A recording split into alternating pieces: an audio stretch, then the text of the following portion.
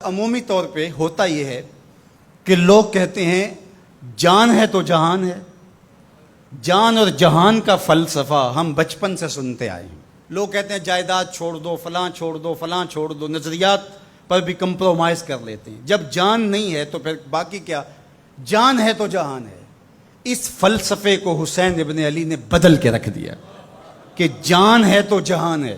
حسین نے بتایا جان نہیں ہے پھر بھی پوری کائنات تیری ہے.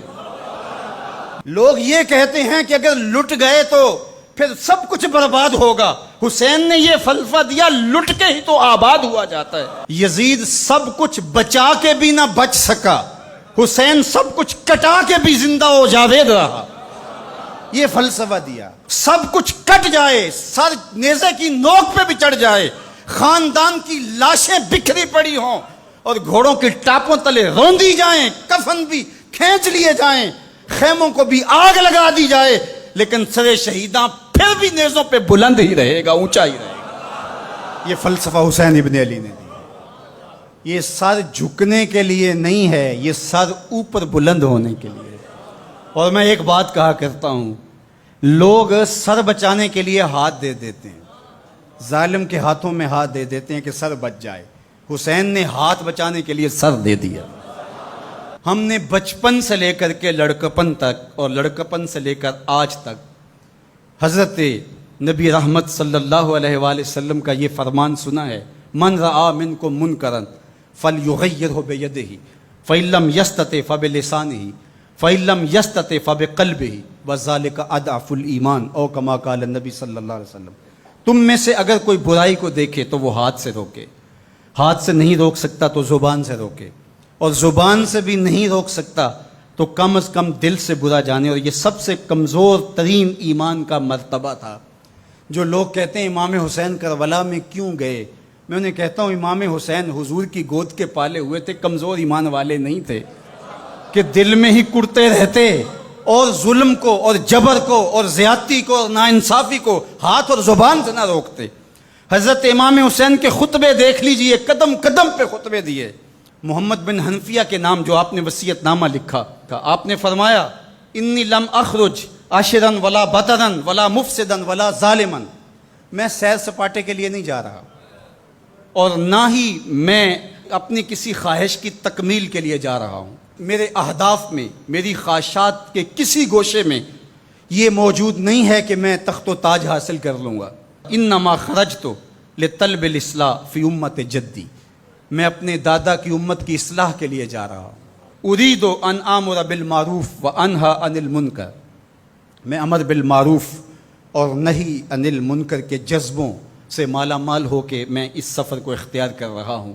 جب شریعت کا مذاق اڑایا جا رہا ہے، شریعت کی شکل بدلی جا رہی ہے، خلافت کا رشتہ قرآن سے ٹوٹ گیا ہے اور ایک نئی صورت دین کو دی جا رہی ہے، اور جو اس سانچے میں ڈھل کے دین نکلے گا وہ محمد عربی کا دین نہیں ہوگا، جو طائف کے بازاروں سے لے کے مکے کی گلیوں تک، احد سے لے کر غزوہ حنین تک حضور نے خود اور اپنے اصحاب کو تکلیف میں ڈال کے جو دین دیا، جو امت تشکیل دی. یزید اس سارے نظم کو بدل رہا ہے، تو کیا نبی کا نواسا جس کو حضور نے گود میں پالا ہو وہ خاموش ہو کے بیٹھ جائے؟ کہا حسین ایسا نہیں ہونے دے گا، اور اس کی جو بھی قیمت ادا کرنا پڑی حسین وہ قیمت ادا کرے گا. اور پھر اس کی قیمت چھوٹی نہیں تھی جو ادا کرنا پڑی. اگر حضرت امام حسین رضی اللہ تعالیٰ عنہ اس وقت کربلا کے تپتے ہوئے ریگزار میں، اس میدان حق و باطل میں اپنی قربانی پیش کر کے جبر کا راستہ نہ روکتے تو یہ بات اچھی طرح سے ذہن نشین کر لیجئے، اسلام کی یہ شکل جو آپ کو دکھائی دے رہی ہے یہ موجود ہی نہ ہوتی. دنیا کے اوپر کتنی تہذیبیں، کتنی ملتیں اور کتنی اقوام جب ان کے اندر تغیر آیا تو وہ اپنی اصل صورتی چیزیں کھو بیٹھی. دنیا کے اوپر کتنے مذاہب، یہودیت کی شکل دیکھ لیجئے، کیا یہ وہی صورت ہے جو حضرت موسیٰ لے کر آئے؟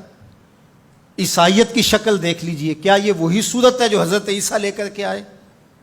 ابھی کچھ دن ہی نہیں گزرے تھے تو حواریوں کے بعد جو ہوا اور جس طرح سے دین عیسیٰ کا حلیہ بگاڑ کے رکھ دیا گیا، جس طرح موسوی دین کی شکل تبدیل کر کے رکھ دی گئی، تو کیا دین محمدی کی شکل باقی رہ جاتی؟ جب یوں دین کی صورت اور شکل کو بدلنے والے میدان میں آپ موجود ہوئے تھے، لیکن باقی ادیان، باقی تہذیبیں، باقی ملل، باقی قومیں، ان کی شکل اس لیے تبدیل ہو گئی کہ اس شکل کو بچانے والا کوئی حسین وہاں نہیں تھا، اور یہاں اس دین کی اصل صورت اور شکل اس لیے موجود رہی کہ اس دین کو بچانے والا حسین ابن علی موجود تھا۔ مسٹر گوکھلے نے کہا تھا کہ اگر حسین ابن علی رضی اللہ تعالی عنہ نہ کھڑے ہوتے تو اسلام یا تو مٹ ہی جاتا، اور اگر موجود رہتا تو اس کی وہ شکل نہ ہوتی جو محمد بن عبداللہ لے کر آئے تھے،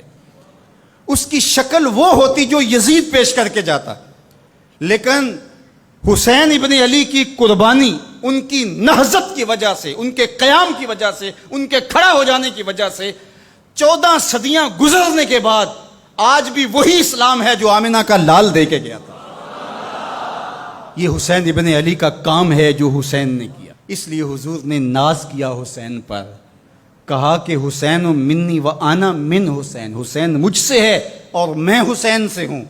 یہ مجھ سے ہے کہ میری بیٹی کا بیٹا ہے، میری نسل ہے، میرا نسب ہے، میں حسین سے ہوں، قیامت تک میرے دین کا جھنڈا جھولتا رہے گا، تو اس کی بنیادوں میں لہو حسین ابن علی کا۔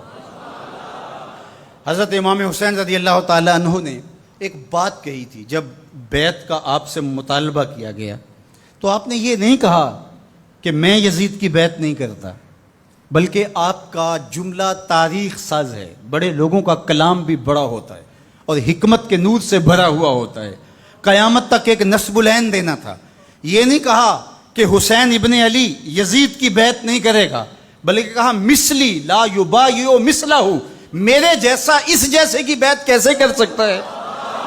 تو یہ قیامت تک کے لیے لاہ عمل دے دیا کہ جو حسین کے نقشے قدم چلنے والا ہوگا وہ وقت کے یزید کے ہاتھ میں ہاتھ نہیں دے سکتا، چاہے گردن کٹ جائے، بازو کٹ جائے، خاندان لٹ جائے۔ یہ حسین ابن علی کا پیغام ہے۔